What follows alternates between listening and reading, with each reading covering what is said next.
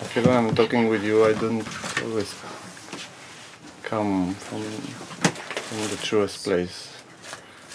And after it feels like I didn't say or I didn't express what was the... No, but I don't have expectations of you. You don't have to come from the truest place if it's not what's in your heart at the moment.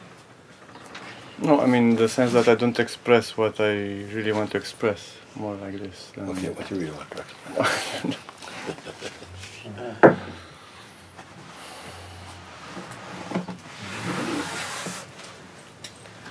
There's this... there's so many reactions that are happening inside and outside, and in Satsang it feels like there's an understanding that is deepening, and listening to you, it's something it's really feeling inside what you're... And then it's so painful when actually it's not expressed like that in everyday life. It feels like there's a lot of reactions and a lot of identity, and like this understanding is not going deep somehow, deep enough to remain there always, not only when I hear you. What is most important that you, I put this out for everybody now, I mean, what's most important? That, you know, that you grasp the pointing and you become what the pointing is pointing to, or that you are able to express that in the world? First one, of course. The first one, of course. That, you know, like you really understand. Suppose you understand. Suppose you was kind of mute and you can't talk, but you've understood my message. You can't express it in the world. People say, they look at you and say, "Look, this guy is radiant with peace. You know, how do you get the peace?" Does it mean that what it mean? You didn't get it because you can't speak or you can't express it? I'm saying there's a lot of ego reactions that are manifesting through me in many moments, and I feel like in that there's this understanding is not alive in me in that moment. But the ego reactions. I'm just wondering if the ego reactions that happen in us. Is it us behaving, or is it that, you know, all the things that we have somehow absorbed consciously or unconsciously, you know, as a result of your satsang also, they're just kind of blowing up. They can't. They maybe at one time we could control them, or we could suppress them or whatever, but now they become much more transparent, and they're coming up, and they're not a pleasant bunch. Not at all. No? And you are aware in this then, in such a case, you are aware in this. The controller of them, the boss of them, are you them? Are they you?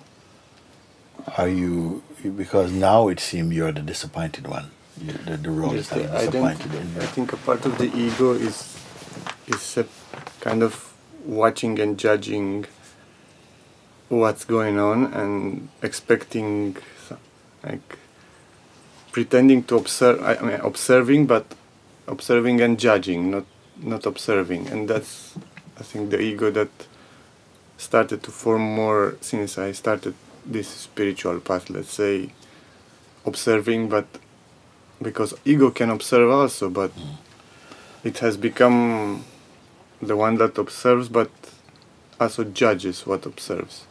And why does that matter to you so much?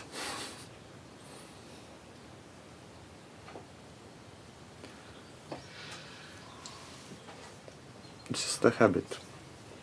Because if you recognize it's actually ego is behaving like that, and before we didn't even know what ego is, you just think it's you, and everybody just say it's you. And if the ego commits a crime, you feel you go to jail. It was the same thing, you know. You take responsibility, you know. It's like, you know, And it's not that you can blame something else, because there cannot be something else operating, against your will totally. There must have been some relationship that gradually these energies begin to take on almost like a life of their own. And at a certain point you find that you're not able to control them. We have to be careful here now, because we seem like we're talking about several entities at a certain point.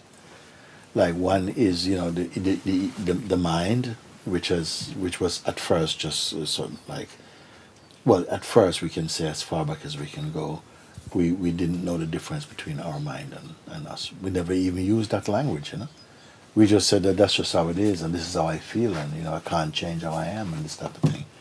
But with discovering that there is that thoughts are not what you are, that you can observe them, and they come and go, and you watch their coming and going. So with that gradually becoming more clear for you, you realize that you are not actually the thoughts, but you witness them. However, they seem to occupy an intimate ground which you feel is your space. And then you see you have some collaboration. Who are you in the meantime? This is why self-inquiry is so important, because it keeps on tapping into checking that who are you at the moment, Are you the thoughts, or are you the witness of the thoughts? Are you the person, or are you the witness of the person? Which are you? Because sometimes you're speaking three different languages: the language of your ego mind, the language of your yourself as a presence, and the language of say somehow a deeper seeing. But rarely, but mostly it's either the ego is speaking, and saying when your ego speaks, does it regard you as you? Or does it say I? You say when the ego is talking to you, does it say, It says listen, you. You. This is interesting, isn't it? So it is actually admitting its duality. Say, what are you going to do about it? Or does it say, what are we going to do about it? Or does it say, what am I going to do about this? You follow?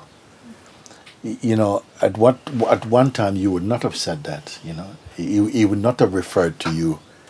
He's now referring to you because you have separated from him a little bit. But you're not quite home. So he knows he still has some business to do with you. So something in you, the you that have separated, is still vulnerable to the voice of your ego. It's like this golem character, that is 1 minute feeling, this is so wonderful. Oh, no, it isn't. You shouldn't have done that. Oh, yes, but it's like talking to yourself. People say talking to yourself. It doesn't seem clear until you keep thinking about it and look, and you start to feel that there's some space opening up. That clearly you can see that there's a voice behaving here, and there's something that it seems to be talking to, and the thing that it's talking to is kind of waking up to the reality that it and the one talking to it is not the same. So at that stage, you start to have more trouble. Because like your mind is saying, I ain't going. And something you say, no, I don't want to be with you anymore. You say, I'm not leaving. It's like a bad relationship. And you share the house. The house is in your name, but you have a co-tenant, basically. And you say, I ain't leaving. So what to do then in that case? If, say, for instance, you still have an intimate sense of yourself who is troubled by the mind, okay? We are not so far removed from that identity and its play that you can ignore it entirely. He still has the command of your attention. And to that extent, it feels like it has some strong influence or even an energetic hold on you. Isn't it? So that's why you're suffering. You're suffering your mind. The mind is saying, this thing, and maybe before it might have felt like it was better because we didn't used to fight. I didn't even know that I could resist. But now you know you can resist a certain kind of thoughts. And now the thing you're trying to resist is saying, you know, you're in big trouble because you can't go anywhere without me, and it's going to be singing in your head or something for a bit. So where is left to go? I am saying, actually, to you, that this is part of your you being released. It's like you're in a mega prison, and you keep finding doors open, and you leave that confined space, but you're still inside a bigger space, but you're still confined. And then as you go and you find out more, a door, and you find, whoa, you think you're out, but you're in a bigger space, but you're still confined. And just keep on going, and then one day you find that you're out and there's no more gates. So something is there, like this voice that keep, like, you know, some thoughts coming, and it's not like it's anybody else's thoughts. You know, people come and tell you about their thoughts all the time. It don't trouble you. But because your thoughts are copyrighted for you, you own them. You think, well, it's my mind and it's just my thoughts. And this is part of what strengthens the relationship, because you feel that they belong to you still. You know, you created that relationship, and it's you who have to break it. But I'm putting it that this you person, although it still has he still has a charge and something there, you have to ultimately transcend this you person, even the one now who is suffering, you are not. You see, these are the different prisons you're escaping out of, you know, but you're still inside the prison of what? The concept of yourself as the one that, you know, is going, even the one who is going to wake up to freedom is still a limitation. You see, because if I say, actually, you have always been the free one. We had a beautiful talk in Lisbon. We had a beautiful talk. You know what the talk is? Actually, it was with her. She's coming now. I had a beautiful talk. Look at that. You see, you saw how amazing. Look how amazing God is, and God's gracious. No? I had a talk with her that has been actually very unique, because I had not spoken like that before. What I said to her actually is that because she had a fear that, you know, like I'm thinning away, and now there's a fear that I'm going to disappear. And there's a fear, it's like death, you know, it's like, what's going to happen to me if I totally go? And I say, actually, that is also one play from your mind as well. He still have you by that string. You're popping all the strings, you're Gulliver, you're popping away all the strings, but that string has got you on this one. Like, you know, like what will happen if I become finally free, like, you know, but I disappear, something is very afraid of this. And what I remember saying to you is, I said this thing, that you feel that, you know, the way you feel and the person you know, if that vanishes, what is there? Because you don't know for sure what is there, and you may not like it. You know? The one you feel yourself to be. And I said to her, actually, the one you feel yourself to be deeply is the self. The self is what you are. That's what you're experiencing all the time. But it's the self plus the ideas that you have been conditioned to believe is you. But the larger part of your self-experiencing is that you are the self. The larger part of you, the biggest part of your awareness self is what you're experiencing every day. If that was not there, there would be nothing here at all, actually. So this is why when you wake up, you don't feel like you've become something else. You just become the most you've ever been. You know what you become? You become the you have always been, without the rubbish you have about yourself. The thoughts that we think, you know, oh yeah, but you know, like this. Yeah, but you know, why these people keep troubling me, and this me, and these people, and this fear, and this anxiety, you know. The thoughts we have, our conditioning, has been added on top, almost on top of the self. But the self is, you cannot exist even in ignorance without the self. The larger part of you is just the self. It's not the ignorance. When I say that your fingernail can hide the sun, I mean that the thoughts you're holding on to prevents you from realizing that you're already the self. You believe that those thoughts stop you from being the self, yes? But you already are the self. It's just that you're not aware of it. And it's true that the thoughts, in a way, they seem to stop you. It's not that they stop you, it's that while you're engaged with them, you can't really see where you really are. You are responding from a false sense of self. So the largest part of your experience is you are the self. This is why when I ask you, leave this and leave your thoughts and leave this thing and your projections and even your greatest idea about the self and even your desire for enlightenment, you can leave it. And some people actually do, they leave it. And what do they find? That they're still here. And they feel that they're even more here. This is the proof of what I'm telling you. That when you leave all these ideas that you've been holding on to that you think make you you, you find that even when you leave them for a while, I said there's something here that cannot be left, cannot be taken out. What is that? That's you. That's what you are, but it's not the person. The person is the add-on. The person is the app. The person is the, all this kind of software program that you've been using, and we just think that out of habit and repetition, that's the machinery that you've been using. But the largest part of that is the self. It doesn't speak. And when you're tired, you go and rest in yourself because you want to stop thinking. When you stop thinking, you feel at peace because you're yourself.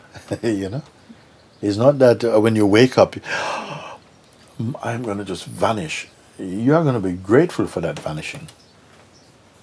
And that's what I was saying in Lisbon, that when I after this talk with Papaji, and then I went into the town, and then this it's like something vanished.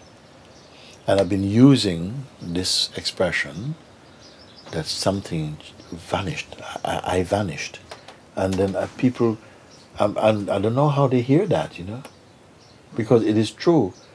But then this last few days I've been talking, I think it was with Yuri, or who was it I was talking with, when they were asking about this.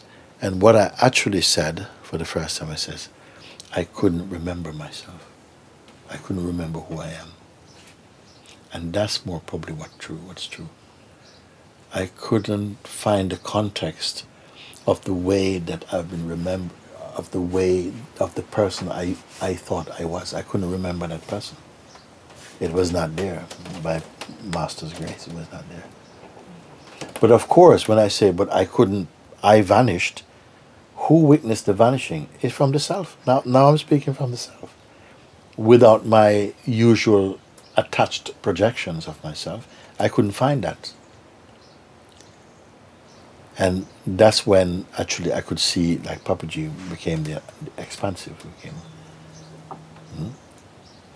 Because before not, because I was too full, I was already preoccupied, I was already full to the brim of my own projections and ideas about myself. It was still, there was no space. When I was free of them, which is effectively what the invitation helps you to do, is to be free of it. And look, when you are free of those things, that you can answer the highest existential questions you're answering. You know that this cannot not exist. You know it is without form. You know it was uncreated. You know it cannot die. You know it cannot fade. You know that cannot be sick. You know. And for the first time in your life, you can confess this. Things that you think only the angels know.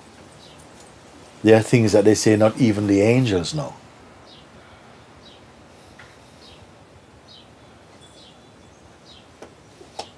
And how did you know? Where did you go to study? You simply remove the illusion and delusion about you, and what remains is what really is. And everyone, when they recognize this and they experience this, they don't want the other thing back.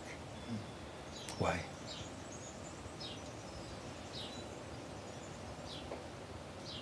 Because nothing no matter what you achieve in this world with this person's life, none of that can compare with this.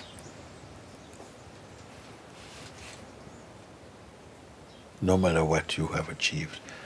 In my life I tried many things, and I was reasonably good with many of them, enjoyed many of them, was even known through quite a few of them.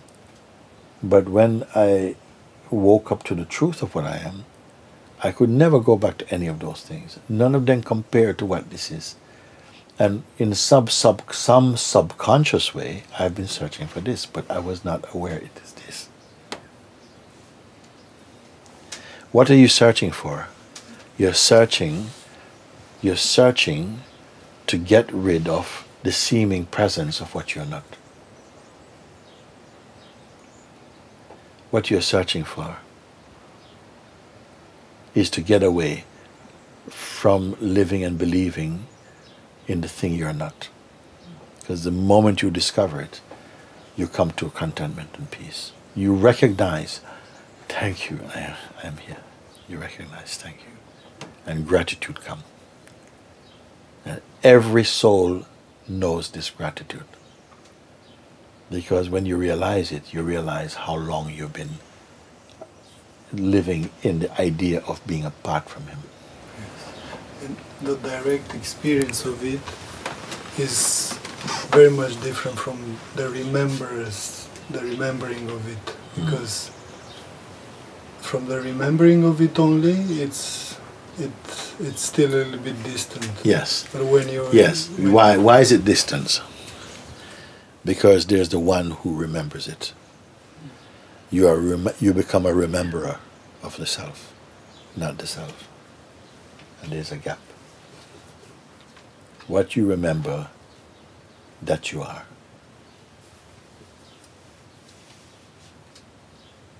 You don't remember how you used to be. When you remember, that's what you are.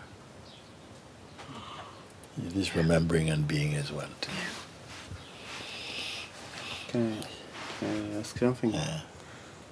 I saw, as I was saying in Satsang, and now listening to you, there's something understanding really deeply what you're saying.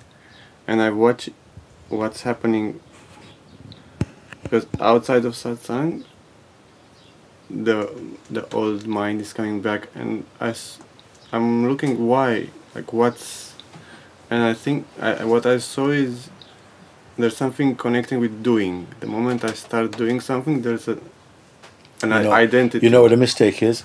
I want to teach you guys about something. Why all this happened? Because you have a concept that you're outside of Satsang. You understand? Your mind is saying, yeah, well, Satsang is finished now. And you're believing that. But Satsang means your life. For you, Satsang is your life. Doesn't matter what you're doing. Satsang is your life. Satsang means to be aware of yourself. Aware of what is true. That's what Satsang means. Satsang is not the man there sitting there from 7 o'clock until 9 o'clock. That's not what Satsang.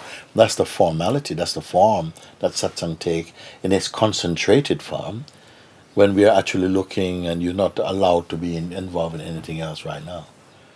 But Satsang continue. That is your Satsang instructions and looking like this. But when you come out, you somehow something keeps cooking. The fire is never turned off. Something is slowly cooking. When I say the fire, I don't mean the burning in your chest. I'm talking about the fire of introspection, the fire that makes you, like when you love someone, even if you don't see them, that fire is still in you. It's like the fire of aliveness. That is still in you. You see? So something is inside. When you finish Satsang, you know, if your mind wants to say, okay, you finish Satsang, it's time to get back to, you know, work, or get back to reality, or get back to your feelings and all this kind of stuff, get back to my person almost. You have to watch that. Because then it's almost like the devil know who he's dealing with, and guess who it is? Your person again. Yes. You see? But you're never out of Satsang. Satsang means to continually checking in. When you speak, who are you representing your I as, you know? You say, now I went and I see this, and then I think that, yeah, this thing happening to me. And I say, who are you speaking with? Because your I has slipped. your eye has slipped back down into personhood again. Why are you so comfortable to speak about personhood? You see. So if you watch that, you'll be able to catch yourself. What a master is the one who catch you all each time and say, why are you speaking like this? And you say, sorry, like what? So again, like when you say I, who are you referring to? Yes, my mind again. Then what makes you feel like you should sit here and talk to me about your mind? I'm interested in your mind. You can only be with me when you are you. If you're going to come with your mind, then you burden me, and you burden everybody. When you speak from your mind without the consciousness that you are yourself. Because the mind and the person is always needy, always have some time to waste, always talking about foolish things, or excited for it. It's okay, it's fine, because when we're used to that, there's a kind of fun, because there's always love in life, and you're with people that you love and you enjoy and so on. But at the stage where you're at now, where you are sort of like you're in your 9 month of pregnancy, okay? So you whatever you're doing, everything is for the birth right now. You can't be going out playing football. You can't be doing these things now. Now you are, even though your hands and body's moving, inwardly you're just ready for the darshan of your own delivery. You see, so your attention has to changes, and so things which are wasteful of your energy, you just discard them. There's some kind of earnestness and acuteness of attention that comes, and you start to behave that way. And people won't come and bring this kind of nonsense to you anymore, because your energy, even without your words, your energy tell them, no, leave him alone. He's not for you right now.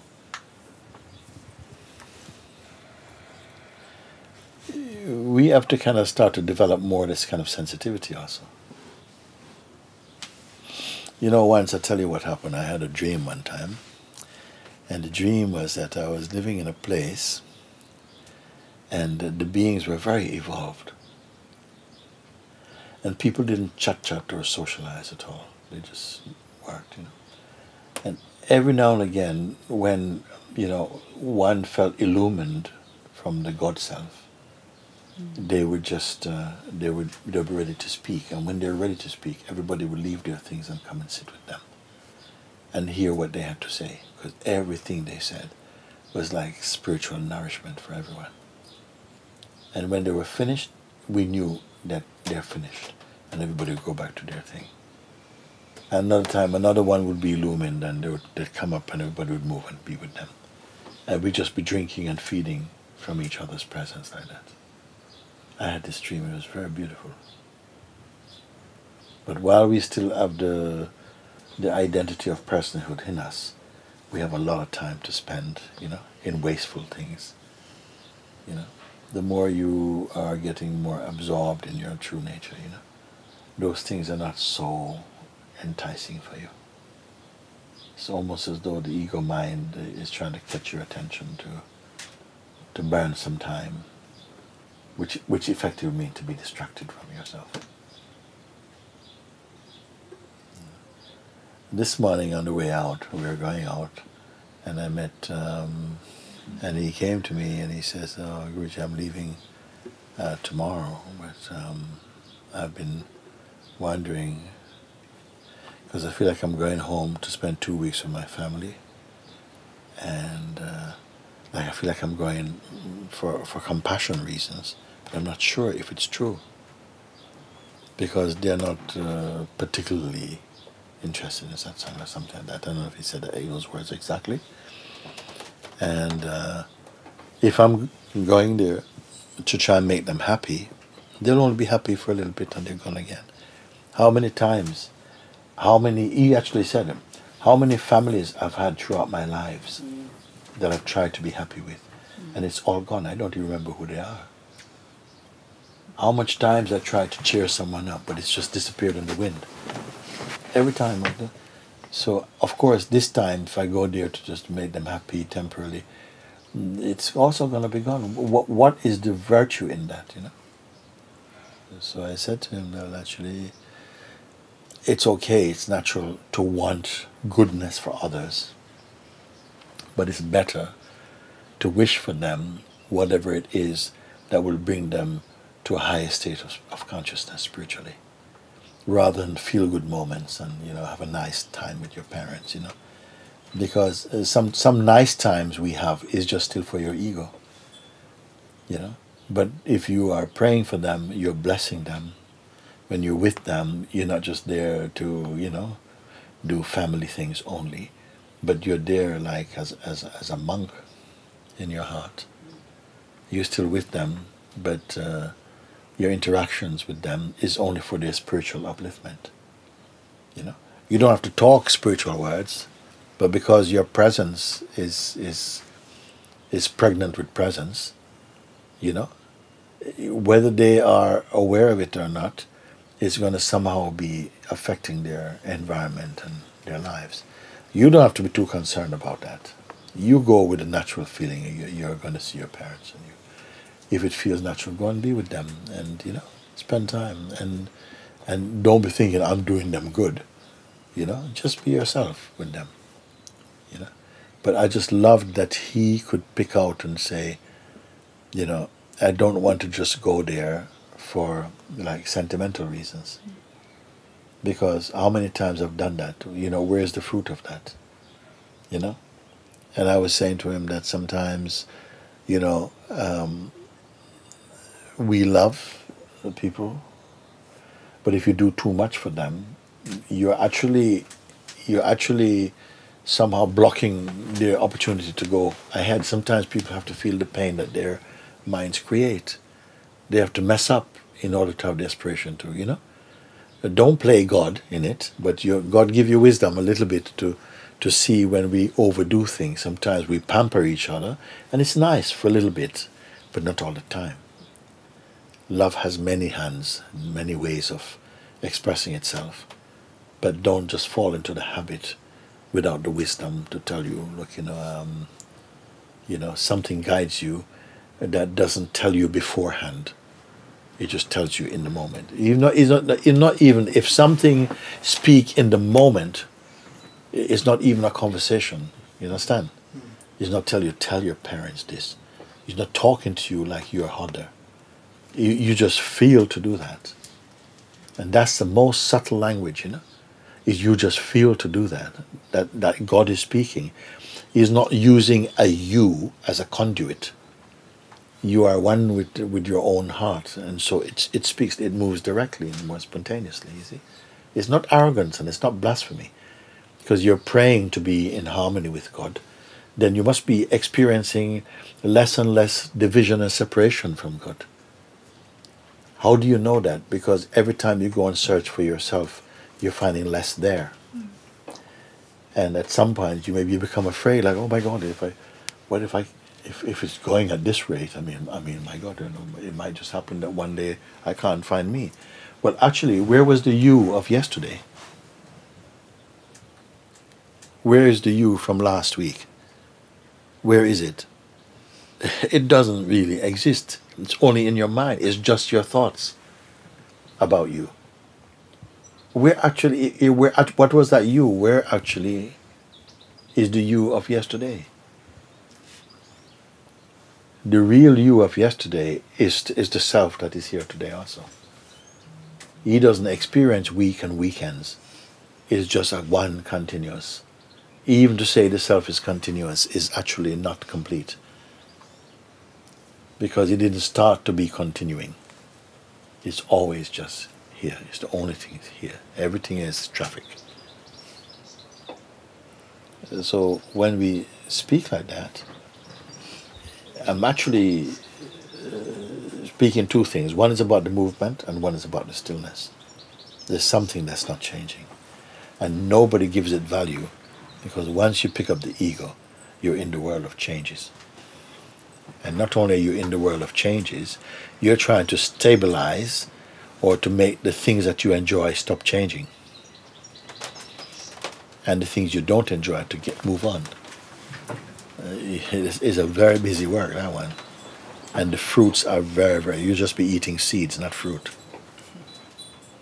And so there is something in somehow giving attention to whatever points you to that which is not in an evolutionary journey. When you know that, you know all journeys are dreamed. And it's fine, it's not that you're dismissing the world or cynical about. No. It makes it even more beautiful. Because who can see the world with clearer eyes than God, the one who creates it? You know what I mean? The ego is always seeing a distorted picture based upon its own selfishness and its own insecurities and fears and so on.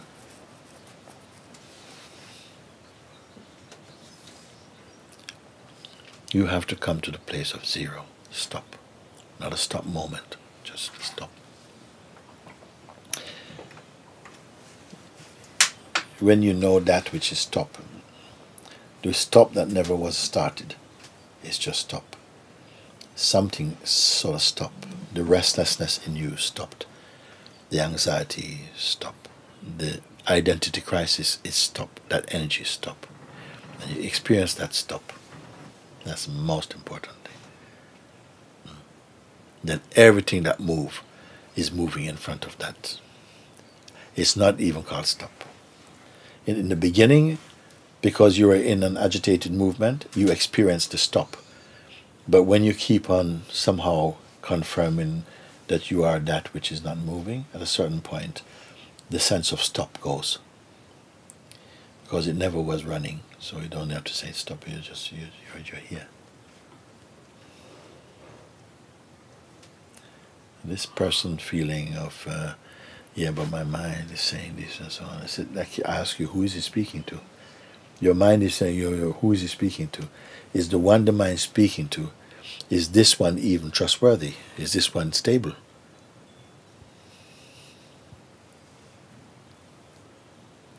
The one of the mind is saying, look, you're never going to do this, You've wasted too much of your life drinking.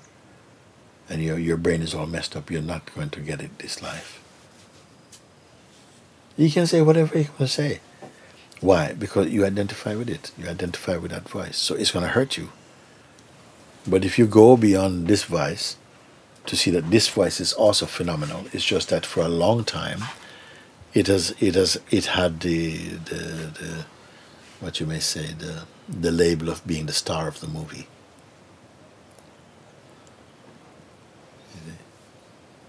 It's amazing because the one who made the movie also directed it,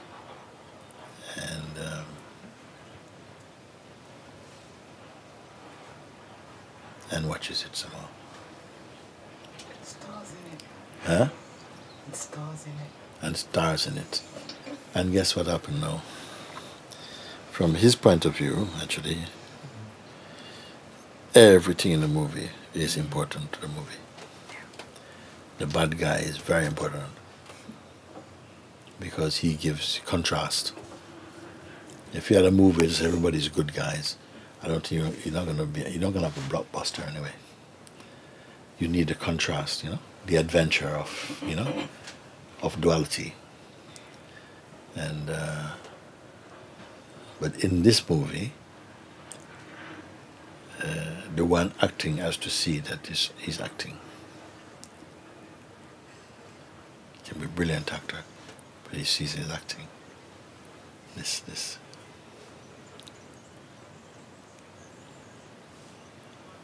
Or the vital force is acting, something is acting.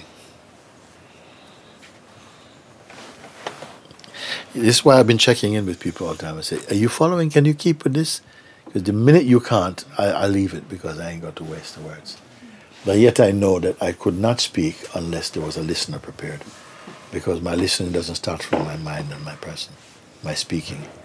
So if the speaking is going, is the universe is speaking in there, and it must be the universe that is listening. So on some universal level, because this is not a person-to-person conversation. But when I check in and says, can you relate?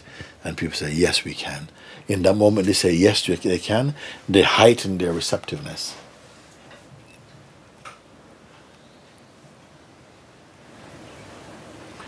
And you just bring this dimension in us as just you being here, just this just takes over everything. Although it's not,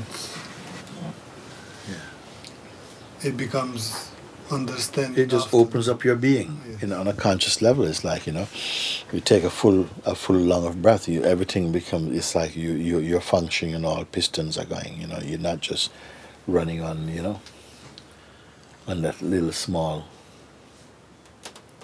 something is able to feel what is consciousness, you know. I don't know. I think I only speak because there's people. Because I only think also, I think, because of interacting about consciousness.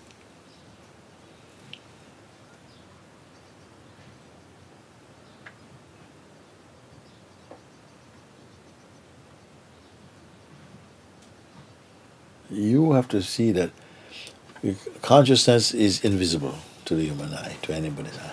It's invisible because it doesn't really have a form.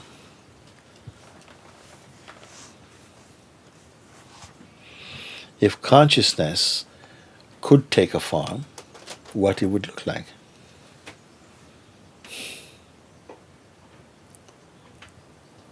Can you imagine?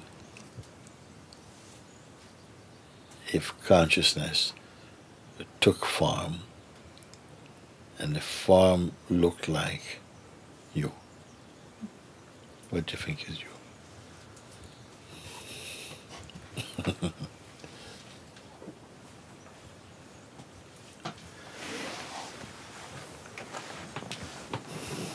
I mean, like you without you. So you without your story and whatever. You are the embodiment of the consciousness. I mean, not the embodiment of your mind. Well, you are the embodiment of the consciousness. And with the use of the mind, but you're not the embodiment of mind. Because what does human being look like? Mostly we look like the embodiment of our mind. We never thought about it. But you look like the embodiment of your thoughts, you know. You can see how we look at each other. And when you go to meet someone, you know which is the part you look at. You look at their face, no? Because that's the book. Maybe body language a little bit and so on, but you look at the face or something, that's the most communicative part, in fact, in some way. But every part is communicative to someone who is more open.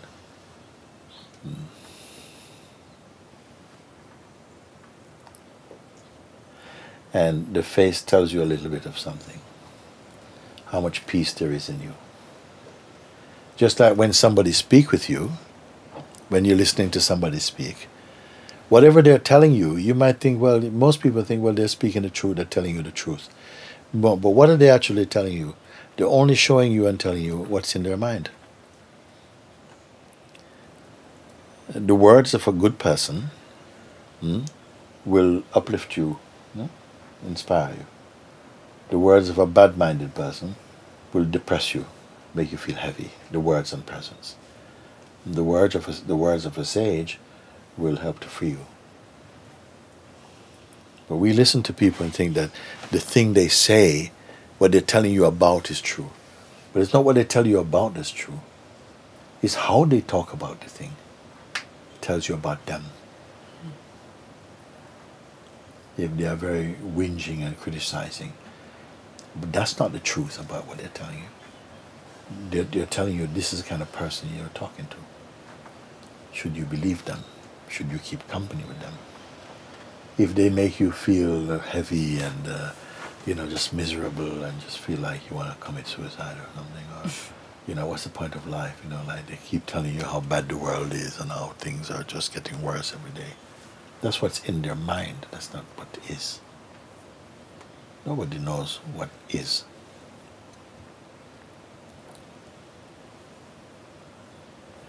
You cannot know what is. You can only be what is.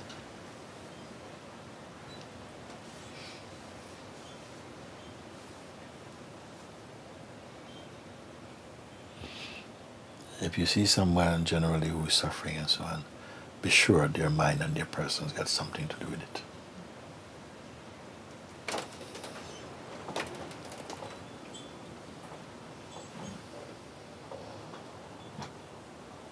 Can there be anger without person? Yes, it can be, sort of like justifiable anger to do with seeing something being done that is hurting others and is not being addressed.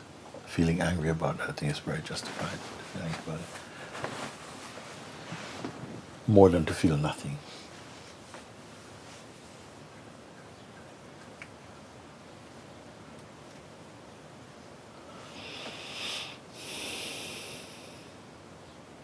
Why the people who come into Satsang experience so much their mind?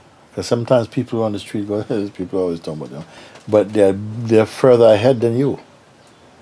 Because you never think about your mind. In fact, you are your mind. You're living your mind. At least they are questioning their mind, and because they're questioning their mind, they're experiencing the backlash and the resistance that's coming. Why? Because the mind's game is up. He's exposed.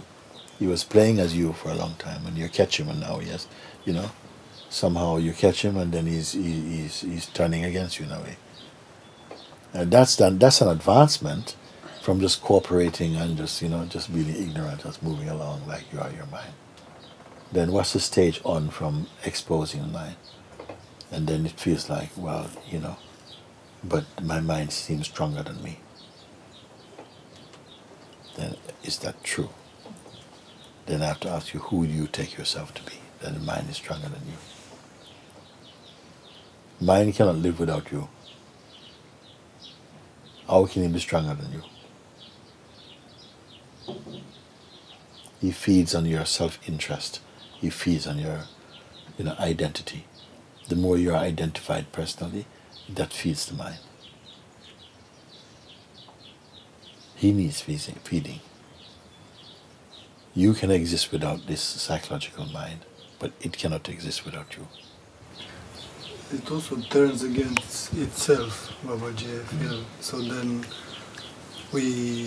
those on the spiritual focus, they start to have problem with their own mind, but it's the mind itself then which turns against itself. Yes. So it survives in that way through resistance, and with some interest is just locked in this play of... When we can see that all of that can be seen, but the anxiety is not in the seer, then you're free from that play.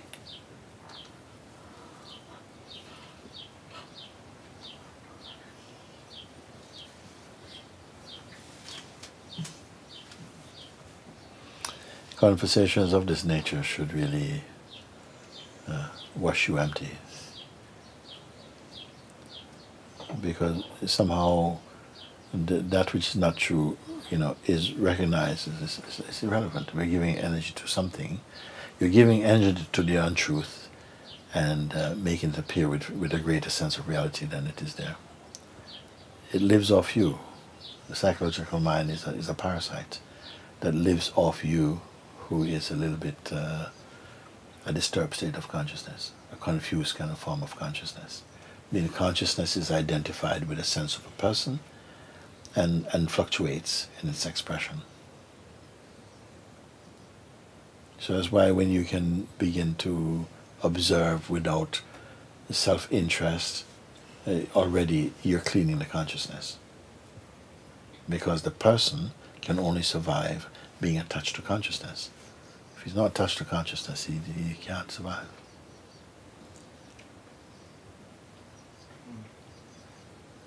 Who were you yesterday?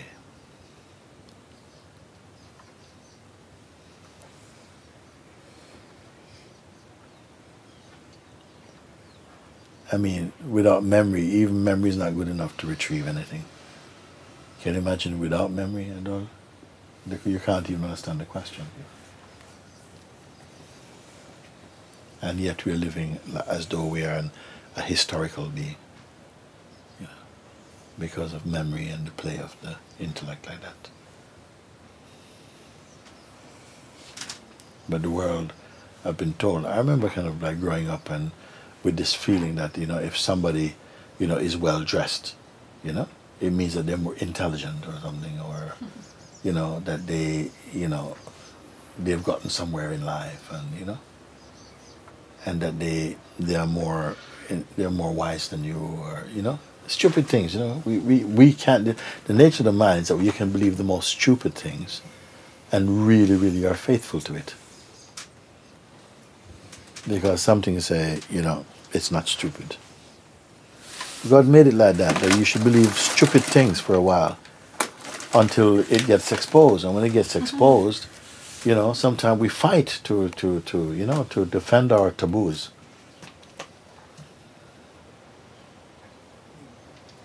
Something started just as a practical thing. It became sort of like a tradition of a whole village, even.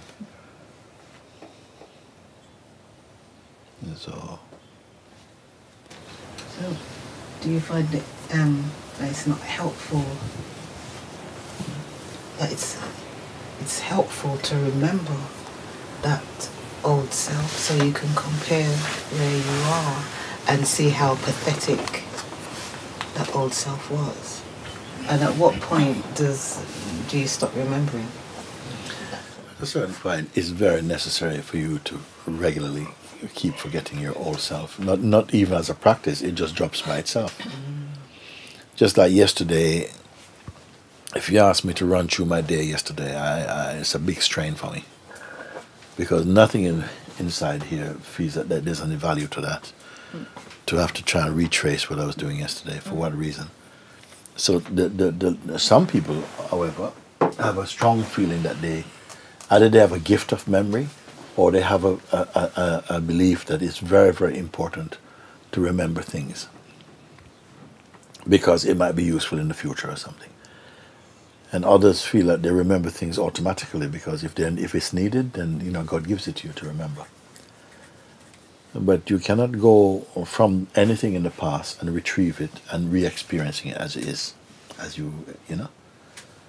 So it's seen in here that,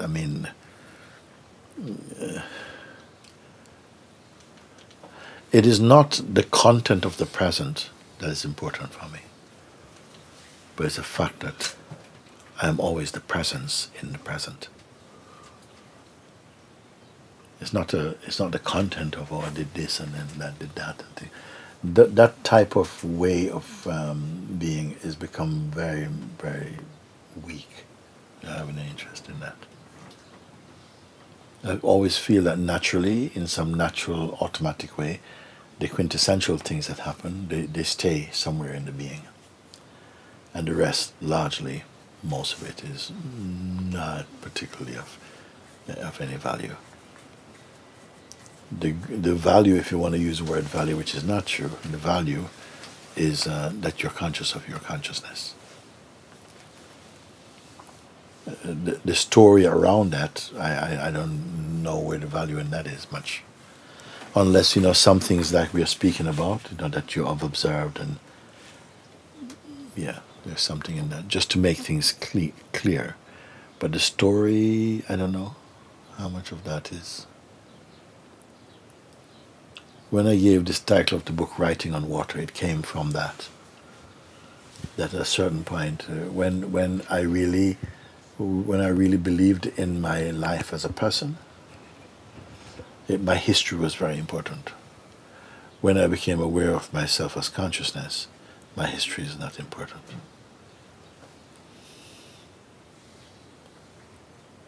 You see, when we have a strong idea of our history, of our sense of personhood, your history, your lineage, your family line, all these things were very, very important. When you came to consciousness, it's nothing. What important is consciousness.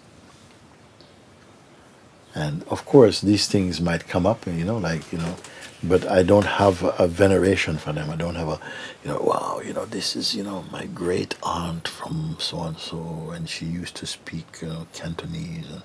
I don't have much of that inside. but I still have the ability to feel sentiment about something a bit. You know, like if, for instance, the only object I can associate with my father, apart from a picture I have of his, is an old Chinese teapot that he had. Is the only sort of like physical link that I would say with my father, because I knew that when I was a child also. I know this teapot is a big teapot, all kind of, you know, it's a bit broken as well and repaired, and it's got one of these wire handles and, you know, all the Chinese paintings and stuff on it. And I just gave it to my son, say, you know, yeah, you should have this, you know, it's really, you know, something to come from your grandfather and all this thing, you know. But it's not the one that Is it here? I look. I have a feeling something. Because I asked him for it. I said, you know, if you're not using this thing, will you bring it? And, I look today. oh, okay. Yeah, that's all. That's all I have. Actually. If I even have it, I don't know. Yeah, but I have a great love for my father. Know where that come from. And my mom, you know. The love is what I have. It's not an object. I don't know what it is. An object is like, maybe it is an object inside me. This could be my father's teapot. The only thing I have of my father. My father's great. I think you're right. My gosh! It is my dad's teapot. Look at that. Put the lid. See, I told you it was broken at the front there. Put the lid on it. My God. Don't put it too near to it. Yeah. I knew that. I said that all I had. I grew up with this. Oh, nice one, Danny Key. Look at that. Put it on there.